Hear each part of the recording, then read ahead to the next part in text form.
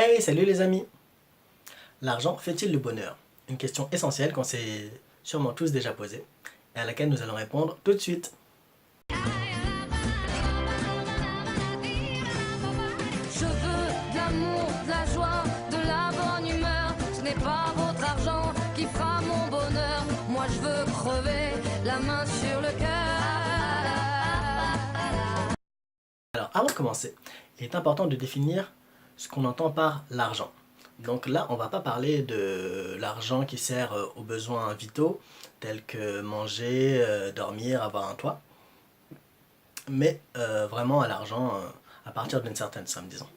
Donc c'est pas la peine de venir en commentaire à dire ouais, mais si t'es SDF, bah t'as pas d'argent et t'es malheureux. C'est pas le sujet là. Alors, donc ces besoins vitaux, d'ailleurs, ce sont les besoins qu'on retrouve dans le premier niveau de la pyramide de Maslow. Mais ça, on va en parler dans une prochaine vidéo.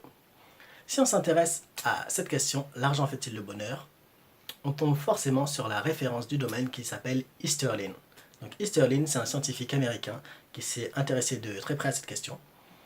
Et il a défini plusieurs choses dans ce domaine. Donc déjà, il a remarqué que l'homme s'adapte très rapidement à un nouveau niveau de confort. C'est-à-dire que si vous avez une augmentation, vous êtes content au début, et ensuite, très rapidement, vous vous y habituez, pour vous c'est juste normal.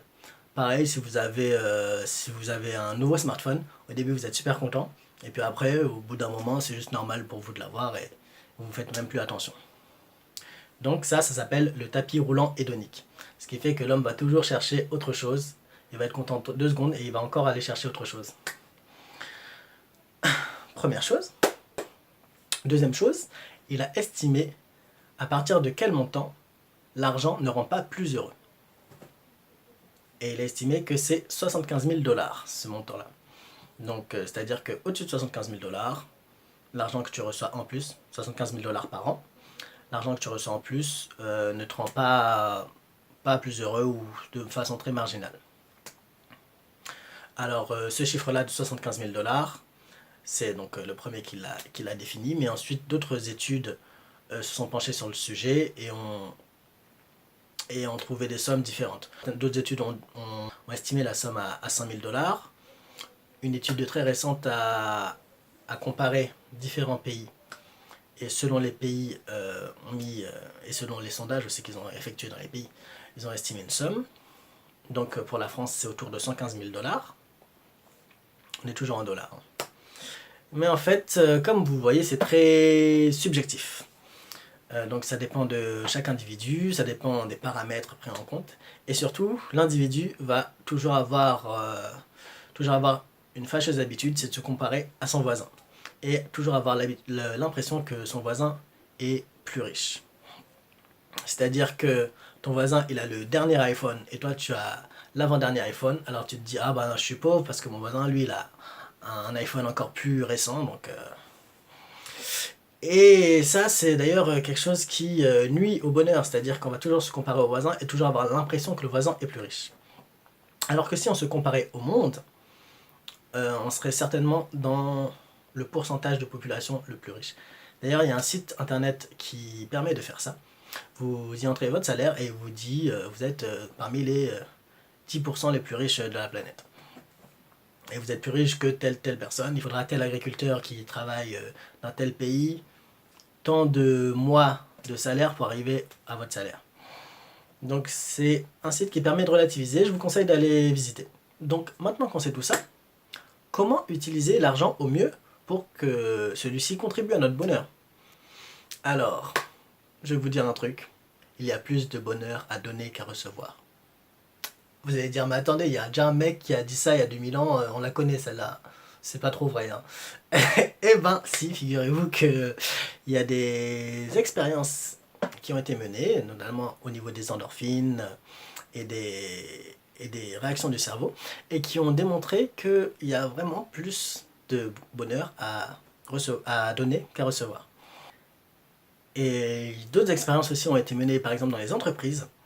Et plutôt que ce soit juste le directeur financier qui choisisse à quelle association ou œuvre caritative donner de l'argent, on a fait des employés choisir chacun une association à qui ils donnaient de l'argent, et ces employés-là étaient beaucoup plus heureux et satisfaits de leur travail.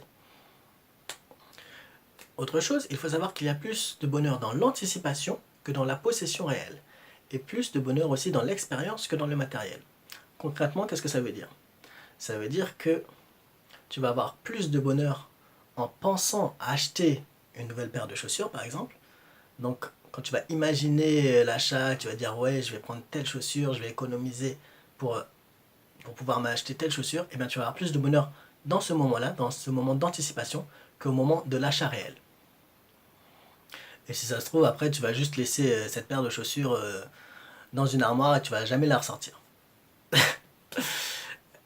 C'est aussi la même raison pour laquelle, quand tu reçois un cadeau de Noël, que tu sois un enfant ou un adulte, tu es super content au début, et puis souvent, après quelques semaines ou quelques mois, tu touches plus jamais à l'objet qu'on t'a offert. Ensuite, il y a plus de plaisir dans l'expérience que dans le matériel. Donc, plutôt que d'acheter une paire de chaussures, si tu achètes une expérience, donc une expérience qui te fait plaisir, hein, que ce soit un massage, un spa, un soin élastique, ce que tu veux, eh bien tu éprouveras plus de plaisir dans cette expérience-là que dans la possession d'un bien matériel. Il y a aussi ce qu'on appelle le triangle doré, c'est-à-dire les 3 choses qui font que tu es heureux. Donc il y a l'argent, mais pas seul, il y a aussi les hobbies, les passions, et les relations personnelles. Et d'ailleurs, en parlant des relations personnelles, faire l'amour 1 fois par semaine plutôt que 1 fois par mois équivaudrait, dans ce triangle doré, à 40 000 $ de salaire, d'augmentation de salaire. C'est pas mal quand même.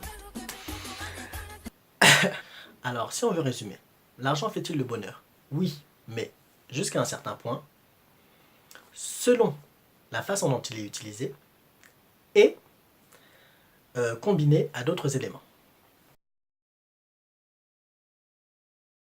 Donc maintenant tu sais comment utiliser l'argent au mieux. Je voulais vous quitter avec une citation de Sénèque ou d'Épicure que je lis en ce moment, mais ce sera le sujet d'une prochaine vidéo. Alors je vais plutôt vous laisser avec un philosophe plus moderne. Vous allez voir. Ciao. Ne gâche pas ton temps pour l'impossible. Et si tu peux le trouver, alors tant mieux pour toi. Et tu verras que tout est résolu lorsque l'on se passe des choses superflues. Alors tu t'en fais plus. Il en faut vraiment peu, très peu pour être heureux.